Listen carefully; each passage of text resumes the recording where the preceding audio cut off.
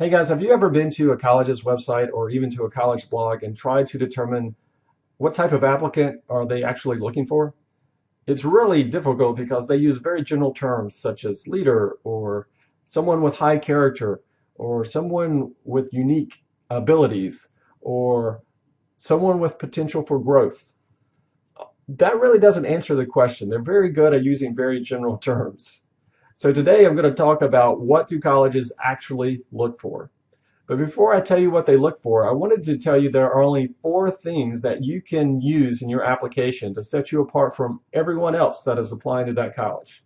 There are four things. It's your resume or activities and awards list on the Common App, your essay, your letters of recommendation, and your interview. And I did not list grades or test scores for a reason. Why? Because your grades and your test scores are not as important as you are likely competing with other applicants that have very similar grades and very similar test scores. So if everyone has the same basic grades and test scores, we have to use the other part of the application to set yourself apart. So what are the colleges actually looking for in your application? Three things: drive and initiative, your interpersonal skills, and your diversity of thought. What is drive and initiative? Well, drive and initiative just means someone who's hardworking, who's driven, who's striving for success, who wants to achieve a goal. Colleges know that they can look in your past, and if they see examples of you achieving goals or going beyond expectations, that will probably equal future success, and that's what they want. They want alumni that are successful. So they're going to look for evidence that you've achieved goals, that you went beyond expectations. So how can we implement drive and initiative inside a college application? Well, we can use those activities list that we talked about. And using the activities list, we have to show impact, the results of being involved in these different clubs and activities. What did you do? Of course, we talked about that a few days ago, and if you need to reference that back, please let me know. I will share that slide with you. But it's very important with your activities list to show impact, to show the results of you being involved in those different activities. The second way you can show drive and initiative, of course, is in your essay. We want to show and write your future ambitions and how that is equal to your past success. So you want to talk about your history and how this is going to help you achieve what you want to achieve in life. You might also want to talk about how you solved tough problems or you overcame some problems in the past, and how that's going to be relevant to your goals or future success. Of course, you also can talk about past successes or leadership opportunities or how you took initiative or achieved some type of resolution. Colleges love that, how you've worked within a team and there was a wonderful outcome because you were involved. Now, the next item that you want to include in your application to set yourself apart is interpersonal skills. What does that mean? That means being able to interact with people in an effective, constructive, and empathetic way. Interpersonal skills is probably the most important skill to success in your future. There are many CEOs and companies going back to colleges and saying, hey, we need students that have better interpersonal skills. And so colleges are looking for students that are already bringing that skill set with them from high school, because colleges don't really want to teach that in college. So they're looking for students who have those skill sets already. So how can we show these colleges that you already have this? Well, we can look at our activities list and resume again and show areas where we were a leader and we were in a team. So for example, in your activities list, you might say, led team of 4 to design and create an autonomous, that should be an and by the way, and an autonomous robot that took second place in a regional competition. A college sees that says, wow, he was in a team.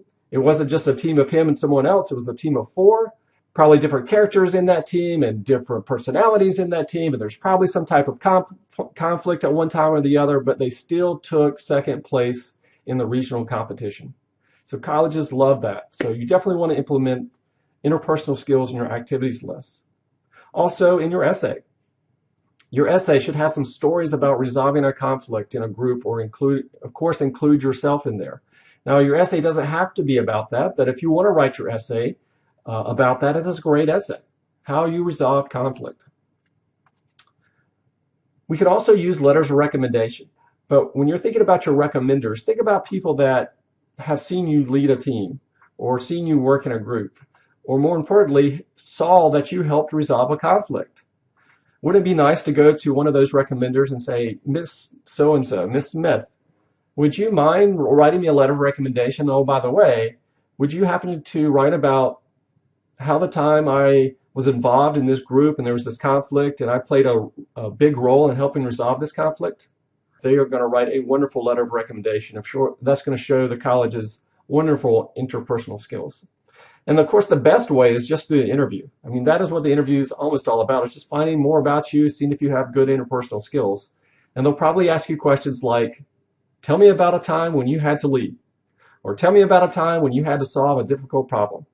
Those are pretty typical questions. And again, it's just a way for the college to determine, hey, have you ever been in those situations before? Do you have the type of skills that we're looking for? Now, we also want to make sure we show these colleges in our application you have diversity of thought. What do I mean by that? Well, the colleges, again, are trying to build a class. They are looking for what they call spiky students, or students that are really good in one thing, or something that makes them really unique, right? Your unique personality. How will they fit in with the other students we've already admitted into our college? So they're trying to find out what makes you different, what makes you unique, what makes you spiky, what are you going to bring to their college community. So you have to showcase your spike. You have to be authentic, and you also want to be memorable. Well, how can we do that? Well, we can implement diversity of thought through your activities list, your resume, by highlighting unique activities outside of school. So for example, you might want to put top 10 ranked in a video game. That's pretty cool. That makes you unique. That makes you stand out than every other person who plays video games in this world. Or you can talk about being in the church youth group. Or you might even say something about being a band geek. Colleges love geeks, right? So that makes you stand out a little bit. And of course, we want to make our essay memorable and unique. We want to talk about your passions about a particular subject. Again, you want to be spiky. You want to be different. You want to be unique. You want to stand out. You want the colleges to remember you after they've read your essay. These are the three things that we want to include in your overall application: drive and initiative, interpersonal skills, and diversity of thought.